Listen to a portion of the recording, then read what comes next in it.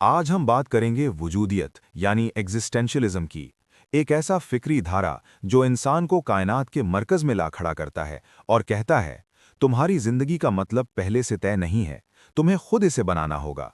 वजूदियत क्या है? वजूदियत बुनियादी तौर पर यह सवाल उठाती है, मैं कौन हूं? मैं क्यों मौजूद हूं? आज़ादी क्या है? क्या जिंदगी का कोई पहले से तयशुदा मकसद है? अगर नहीं, तो फिर मानी कैसे पैदा होता है? वजूदियत का मरकजी दावा है, वजूद माहियत पर मुकद्दम है। Existence precedes essence. ये जुमला खास तौर पर जॉन पॉल सार्टर से मंसूब है। इसका मतलब क्या है? सादा अल्फाज में, इंसान पहले पैदा होता है, फिर अपने आमाल, फैसलों और जिम्मेदारियों से अपनी पहचान बनाता है। तुम पहले से कोई तैयारशुदा किरदार नहीं हो। वजूदियत की तारीखी जड़ें। वजूदियत की बाकायदा शक्ल 20वीं सदी में बनी, लेकिन इसकी बुनियाद 19वीं सदी में पड़ी। एक, सोरेन कियर्कगार्ड।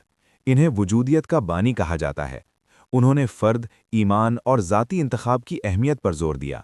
उनके नज़दीक सच्चाई कोई इज्तिमाई फॉर्मूला नहीं, बल्कि ज़ाती तजुर्बा है। दो, फ्रेडरिक नीट्शे। उन्होंने रिवायती अखलाकियात और मजहबी बुनियादों को चैलेंज किया। कहा, अगर खुदा मर चुका है तो अक़दार कौन बनाएगा? जवाब, तुम। जदीद वजूदियत। तीन, मार्टिन हाइडेगर। उन्होंने बीइंग यानी होने के सवाल को मरकज बनाया। उनके मुताबिक इंसान एक ऐसा वजूद है जो अपनी मौत से आगाह है, और यही आगाही उसे बेचैनी देती है। चार, जॉन पॉल सार्टर। उन्होंने वजूदियत को अवाम तक पहुंचाया। उनके मुताबिक इंसान मुकम्मल तौर पर आज़ाद है, और यही आज़ादी उसकी सबसे बड़ी सज़ा भी है। पाँच, एल्बर्ट कामू। उन्होंने अबसर्ड का नज़रिया पेश किया। कायनात खामोश है, हम मानी चाहते हैं, ये तसादुम ही अबसर्ड है। वजूदियत के बुनियादी तसव्वुरात। एक, आज़ादी, फ्रीडम। वजूदियत के मुताबिक इंसान आज़ाद है, लेकिन आज़ादी का मतलब है मुकम्मल जिम्मेदारी। तुम जो हो वो तुम्हारे इंतखाब का नतीजा हो, कोई बहाना नहीं। दो, इस्तिराब, एंग्जाइटी, एंग्स्ट। जब इंसान समझता है कि वो मुकम्मल आज़ाद है तो उसे खौफ महसूस होता है, क्योंकि अब वो किसी और को जिम्मेदार नहीं ठहरा सकता। तीन, बेमानवियत, अब्सर्डिटी। जिंदगी खुद कोई मानी नहीं देती, हम मानी तलाश करते हैं, लेकिन कायनात खामोश है। चार, तन्हाई, एलियनेशन। इंसान मुआशरे में रहते हुए भी अंदर से तन्हा हो सकता है, क्योंकि असल फैसले उसे खुद करने होते हैं। पाँच, सदाकत, ऑथेंटिसिटी।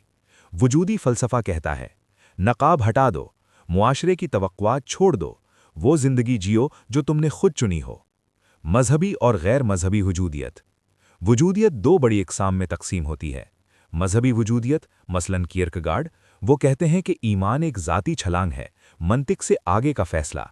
मुल्हिद वजूदियत, मसलन सार्टर और कामू, उनके मुताबिक खुदा नहीं है, लिहाजा मानी खुद तख्लीक करना होगा।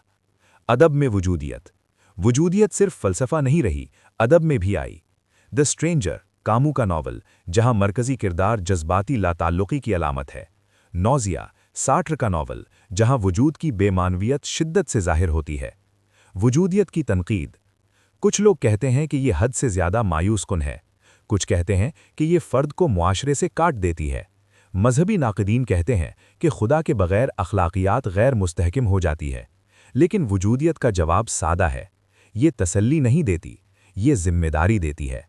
आखिरी सवाल, अगर तुम मुकम्मल तौर पर आज़ाद हो, अगर तुम्हारी ज़िंदगी का कोई पहले से लिखा हुआ स्क्रिप्ट नहीं है, अगर हर फैसला तुम्हें खुद करना है, तो क्या तुम वाकई अपनी ज़िंदगी के मालिक हो, या अब भी दूसरों के उसूलों पर जी रहे हो?